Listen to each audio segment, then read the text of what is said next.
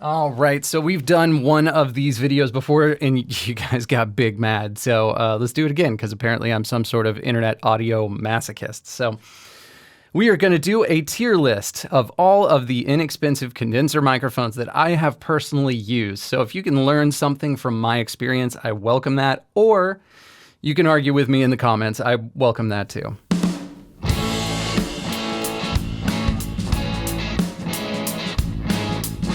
All right, so before we dive into this, let's actually define our terms here. So right up at the top of the list, we've got God tier because, I mean, this is a YouTube tier list video, and that is at the top of every YouTube tier list video, so of course. Right below that, we've got solid choice for the price. Let's be honest, price is always a part of the conversation, or at least it should be. Don't overspend your budget. I should probably listen to my own advice on that too sometimes, to be honest. Then right below that, we've got good enough. Because let's be honest, there's so many microphones out there. Most of them fall into the good enough category, even the expensive ones. Then right below that, we've got meh. Sometimes that's how I feel about a microphone. Meh. And then right below that, we've got don't do it, Rebecca. Like I chose Rebecca because I don't personally know a Rebecca in my life at this point. And if you are Rebecca, my only advice is don't do it. Don't do it. Okay. Let's dive on in. Now, the first mic that I want to talk about is the Audio Technica. This is the AT2020. We're just going to go ahead and set that one right there.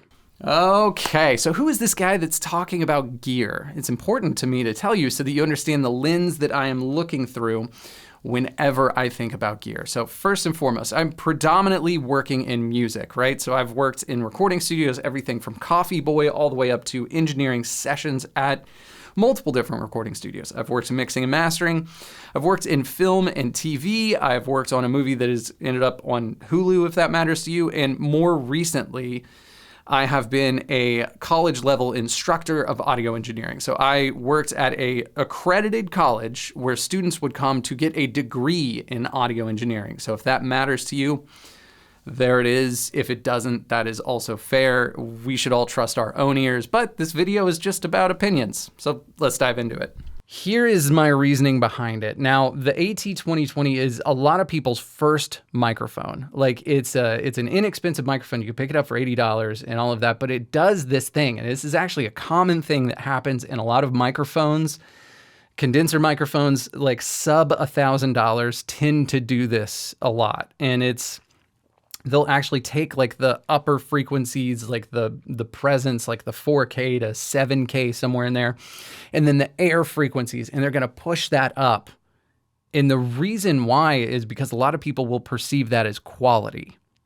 And so keep that in mind. Like microphone companies are competing for your money. Like I want you to understand that. And so when they make a microphone, here, let's do this little experiment. So you've heard the sound of my voice on this video up until now. Like, you know exactly how it sounds. Sounds pretty good, right? Okay. I'm going to set an EQ on my voice, and I'm just going to slowly start boosting up the 4K, 7K, the air frequencies, the top end of this microphone.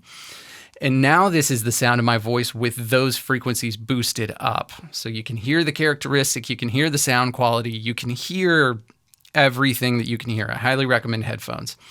And now after understanding what my voice sounds like with that,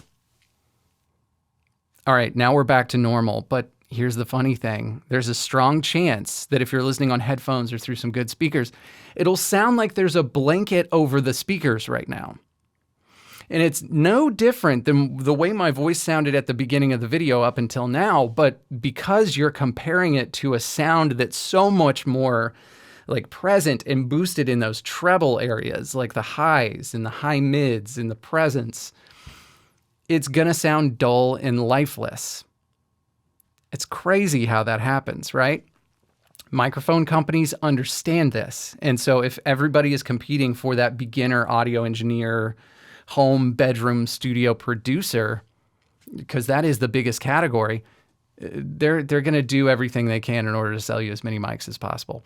For the record, I don't think this is a bad mic. I don't think that this microphone is trying to deceive you into spending your dollars on it by any means. I know that this microphone is a microphone that a lot of people actually love and prefer based on its characteristics. I know that Billie Eilish used it and Phineas on Ocean Eyes. Like, you can record a hit song with this microphone into a Focusrite Scarlett 2i2. Like, that is, I understand. But for me, when I listen to this microphone, it can sound anemic. There's something about it that's a little bit gritty on the top end. It's a little harsh. It can be super sibilant on some voices. It's a tough mic to work with, in my experience. And so for that reason, I've got it in the meh category. Okay, next microphone.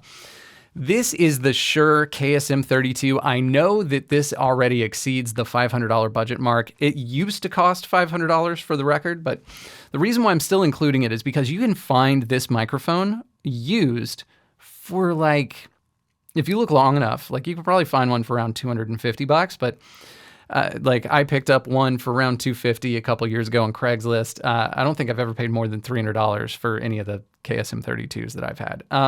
You can find, I guarantee there's one right now between $300 and $400 somewhere. So they are fantastic mics. You can pick them up used. They're safe to buy used, unlike a lot of other microphones on the market. There's a lot of fakes out there. There's even like a fake SM57.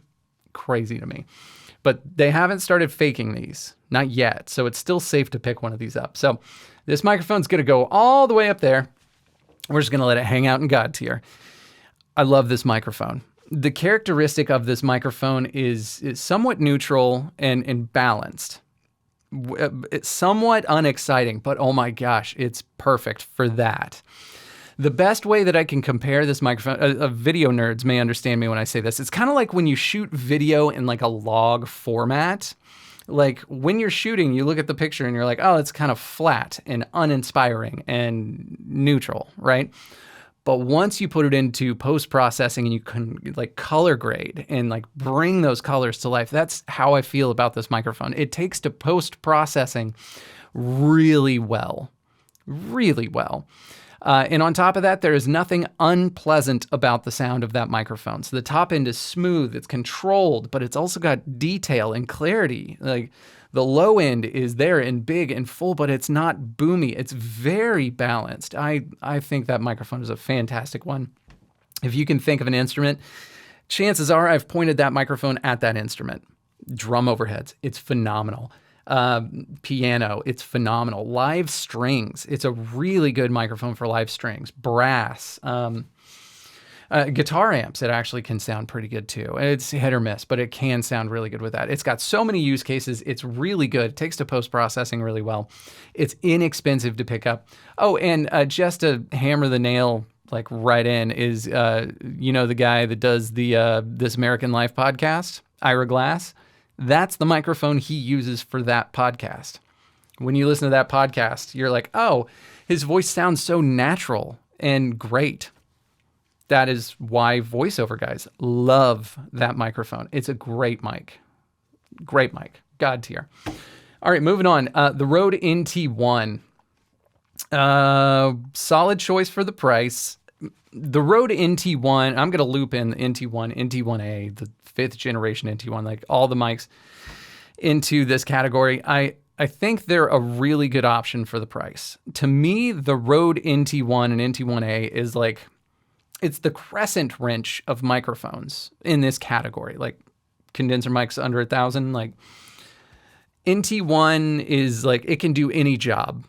It can do any job and it can get the job done. Are there tools that are better suited for some specific jobs? Yeah, of course, but it can do just about any job and it does it well. So really good mic. I like its transient response. I've used it as drum overheads. I've used it as a main vocal mic. I've used it on guitars. I've used it on acoustic. I've used it on pretty much everything, kind of like the KSM32.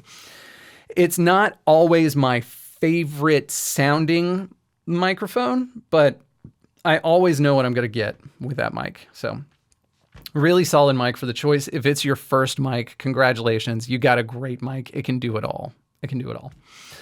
All right, AKG C214. This one, all right, I'm going to put this one in good enough. And the reason why it's in good enough, honestly, it's in between good enough and solid choice for the price. So this microphone is like the little brother to the AKG 414. And how I feel about the 414 is actually really similar to how I feel about the 214, which is it's got a sound. Bright, airy top end, bunch of presence, like very much that, which is characteristic of a lot of those mics.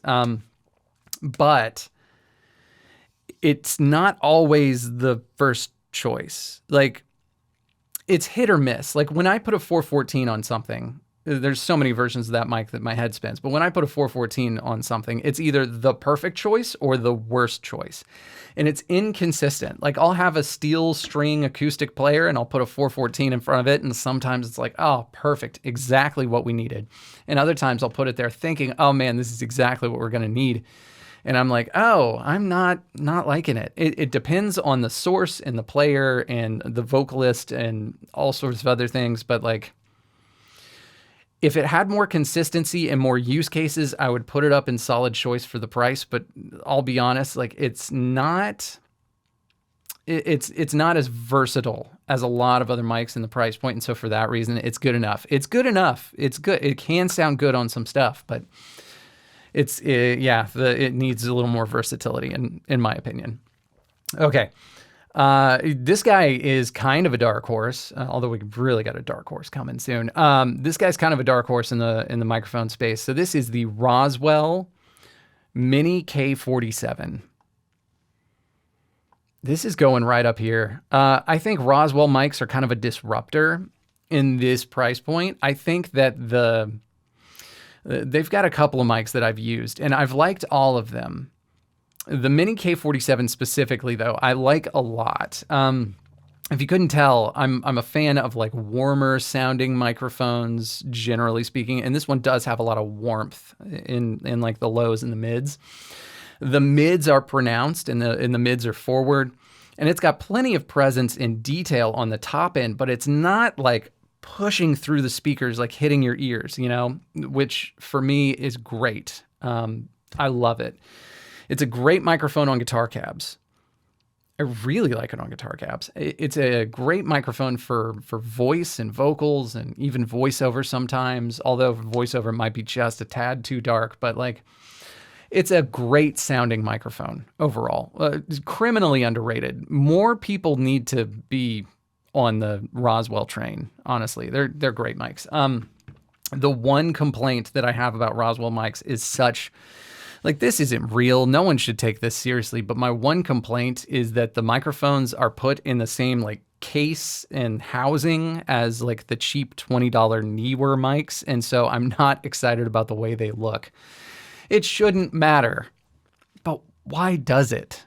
I don't know. It kind of does. When I use those microphones, I'm like, it just looks like a cheap microphone. So like, that's kind of, but you know, I think they do that to keep the overall price point down, which I also appreciate. So it's the pros and cons, the push and pull. Okay. This is the real dark horse. This guy I'm excited to talk about. This is the Oktava Mk219. I even have one on my desk because I made a video about this mic a couple days ago and I posted it as a short. I got some weird ones for you today. These are my Oktava Mk219s. Now, these microphones are a little bit interesting looking, as you can tell. And these are modified, but bone stock, they do have a lot to offer. There's a lot of good that comes with them. So like, for one, the capsule. I really like the characteristic and the sound quality of the capsule, just bone stock. I think it sounds good. If you haven't checked that out yet, check that out. This microphone, I'm going to give it, I'm actually going to score it twice. Bone stock, I'm going to say it's good enough. Generally speaking, it's fine. It's got some issues, like handling noise is ridiculous on those things. The high frequencies get killed off a lot by that weird lead shield. It looks like a miniature bomb when it's like bone stock. But that like grill screen kind of kills off the high end. And then like, it's not as balanced as I would want it to be. It's got some warmth and it's got a lot of clarity and detail. So it's like warm, but at the same time kind of harsh, and it's kind of a weird mic. But once you modify them, which mine are modified, the screen is kind of a dead giveaway for that. Once you modify them, God tier. And it's really easy to do the modifications, and it's really inexpensive to do the modifications. Like, I calculated it out, but I think it's around, like, if you can pick up one used for like a couple $100, you can get it modified. You can do it yourself. And then it's like, you got a microphone that competes with $1,000 mics for a couple $100. Like, I really like it. And then all of the characteristics that I really like, which is like the sound characteristic of the capsule, the overall frequency representation, and the warmth that I really like on the low end, and the top end that's got clarity and detail. It opens that up and allows that microphone to be the best version of itself, if that makes sense. So if you get it modified, that thing goes straight to God tier. Another one that's great on guitar cabs. This is also a mic because I've had it for so long. If you can think of something, I've probably pointed this microphone at it at some point. So vocals, real hit or miss, but when it works, it works. Pianos, great. Drums, great. It works as drum overheads really well, actually. But I currently love it on toms. It just works really well for that. I really enjoy that microphone. So God tier if you get it modified, but because this one is not a picture of a modified mic, and I also know that modifying mics isn't for everyone, we're going to put it in good enough, but just keep that in mind. All right, the Taylor Swift mic. This one's really funny.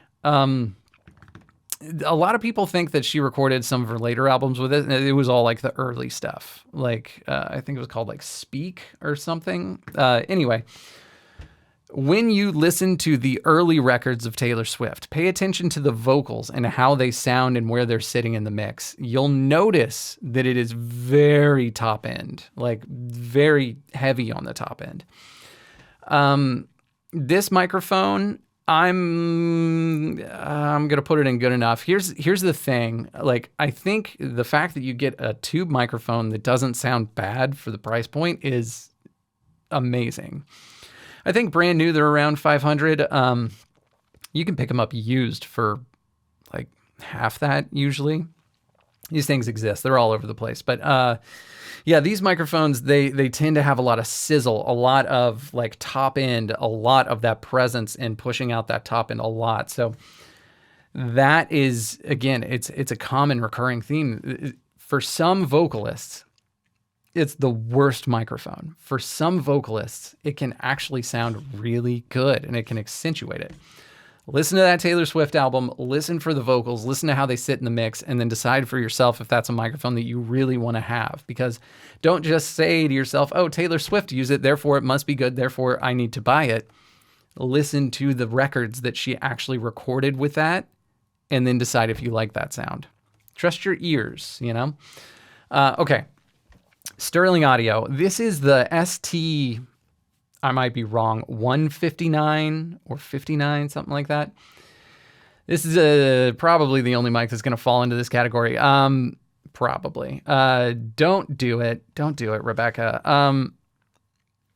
Sterling Audio mics are kind of funny. So they started out because like they were essentially recreating a lot of the groove tube microphones that were out back in the day. And I was a fan of some of those, and they used to make kind of one-to-one copies. And at that time I was like, yeah, Sterling Audio can be decent. Like, they've got a bunch of different microphones.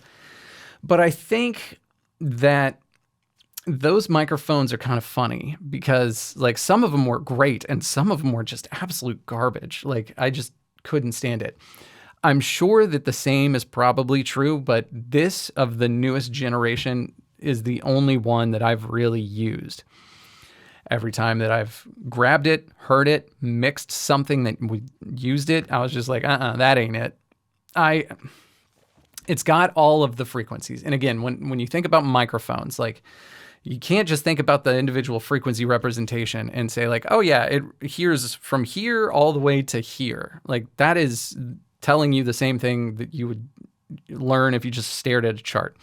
When you hear the microphone, How does the upper mid sound? Is that a sound that you like? How does the mid-range sound to you? Is it forward? Does it have a little grittiness? Does it have, saturation or something like that to it? Like, use the words you can to describe what you're hearing and then decide if you like that. That microphone to me sounds not great, pretty much just across the board. If you have this microphone and you're excited about it, I'm excited for you. For me, I'm not a huge fan of that microphone, so it's just nah. Okay. Austrian audio. This is the OC16. So similar to the 214, like it's a younger brother of a more expensive microphone. I love the Austrian audio OC818. I think that's a phenomenal microphone. This guy, whoops, wrong mic. This guy, oh man, it's in between good enough and meh. I'm going to put it in good enough. I haven't really found what I like it on. I've used it a handful of times and it's done the job okay. And it's like when I first hear it, I'm like, okay, yeah, it sounds good. And then the more I hear it, the more I'm like, maybe I should have chosen something else. Like, that's kind of how I feel about it. I love the OC818. I love Austrian audio. I think they make beautiful microphones. I love their microphones. Those are microphones that are bright and airy on the top end, but I actually really like the brightness and the air that's on it. This one, I don't like the top end as much. Like when you first hear it, you're like, oh yeah, it sounds good. It's nice. I like it. But the more you hear it, the more you're like, nah. Okay. Rode NTK. This one's another funny one. This is a tube condenser microphone. I've owned this one. This was like one of my first like big boy microphones. Like I paid $500 for it, brand new. It was one of my first mics that I bought after the NT1. And I think I bought it because I liked the NT1 so much. This is really interesting. I mean, yeah, I'm going to stick with that. We're going to put it in meh. Like, okay, to me, the top end just goes way out of control on this thing. It's a tube microphone. A lot of the other frequencies are represented really well, and it actually gives you a high quality overall sound. But the top end goes crazy on that microphone. Like I know I accentuated the EQ in the microphone like a while ago. To that extent, maybe that's an exaggeration, but still, the top end just goes wild on that thing. So I can't really get behind it because it's just not the mic I really see myself going for. So for me, it's meh. If you have it and you're excited about it, I'm excited for you. Okay, Warm Audio WA47 Junior. Good enough. Yeah, good enough. That microphone is really interesting. It's like when you hear it and you hear it alone, not in a mix or compared to anything else, you're like, oh, that sounds good. And then if you put that microphone up next to another microphone, even a lot of these in the same category, you're going to say, oh, weird. Why does it sound off? And sometimes it does. Like there's some offness about it. I liked it a lot when I first got my hands on it. And I was like, oh man, this is great. But the more I got to know and learn the mic, like all of the frequencies are represented really well. I like the characteristic of all these different frequencies. But it was just one of those things where I was like, oh, the second that I put it up next to another microphone that's similar in overall sound, it fell out of favor for me pretty quick. So that's where it's going to live. Good enough. It is. It's good enough. All right, let me review this list, make sure this is where I want it to be.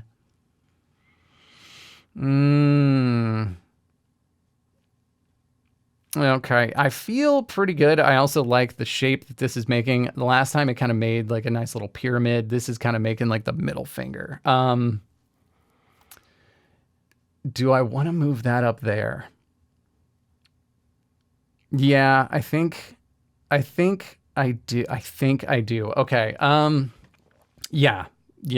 I reserve rights to change things like I mentioned. The 214 is going to go up at a solid choice for the price. And it's because when it works, it really works. And again, I'm motivated by the end result. Yep.